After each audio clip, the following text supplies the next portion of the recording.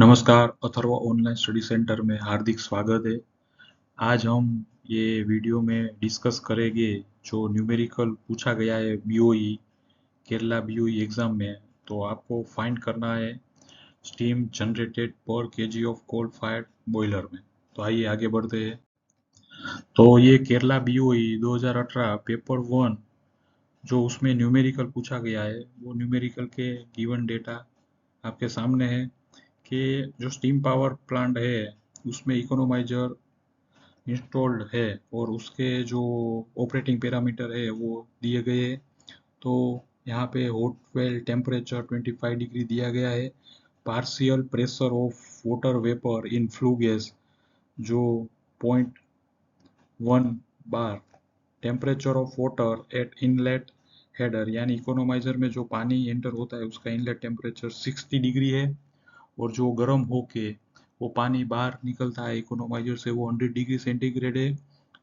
और ये पानी को गर्म करने के लिए जो फ्लू गैस इकोनोमाइजर में एंटर होता है उसका टेम्परेचर 310 डिग्री और वो हीट लॉस होता है और फ्लू गैस टेम्परेचर डाउन होता है तो वो आउटलेट टेम्परेचर हो गया 160 डिग्री। अब यहाँ पे जो कोल बॉयलर में जलता है उसको एयर सप्लाई चाहिए तो वो यहाँ पे 16 केजी दिया गया है। अब यहाँ पे आपको specific heat of gas data में दिया गया है 1.05 kilo joule per KG kelvin. तो हमें फाइंड करना है स्टीम जनरेटेड क्वांटिटी पर केजी ऑफ कोल फायर्ड यानी कि कितनी स्टीम जनरेट होगी 1 केजी अगर कोल बॉयलर में फायर होगा। तो ये इजी न्यूमेरिकल है। तो ये हमने लिख लिया। यहाँ पे गिवन प्रॉब्लम डेटा वो भी हमने समराइज कर दिया है।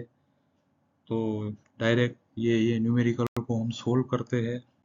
तो सबसे पहले हमें ये पता होना चाहिए कि स्पेसिफिक हीट ऑफ वाटर क्या है, स्पेसिफिक हीट ऑफ गैस क्या है।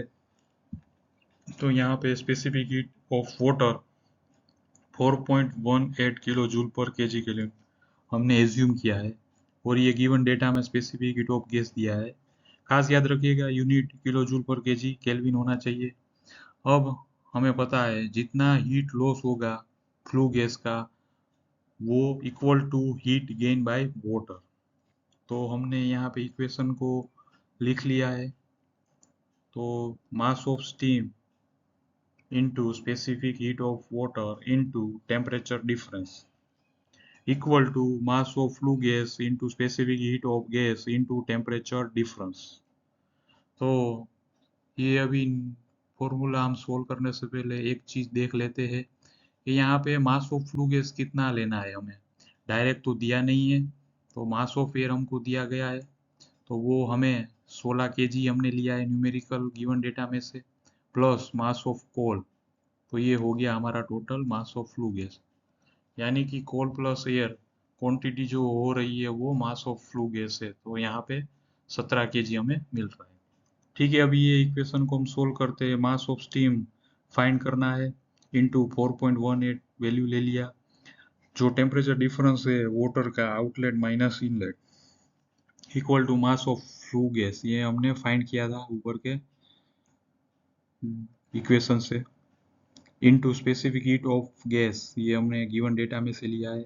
ये भी गिवन डेटा है। Temperature difference inlet minus outlet पानी में आउटलेट माइनस इनलेट। अब मास ऑफ स्टीम हमें ये जो फॉर्मूला सोल्व करोगे 16 केजी के आसपास हमें मिल रहा है यानी कि 1 टन स्टीम जनरेटेड फॉर यानी कि जो ये हमें स्टीम जनरेट हुआ है वो 16 केजी है यानी कि 16 KG steam per KG of coal fire approximately.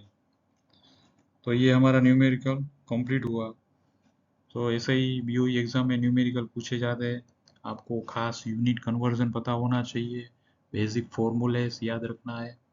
तो ये आप ऐसे न्यूमेरिकल एग्जाम में सोल्व कर पाओगे। अगर हमारा वीडियो अच्छा लगे तो सब स्टूडेंट को शेयर, सब्सक्राइब और लाइक कीजिए। Thank you for watching.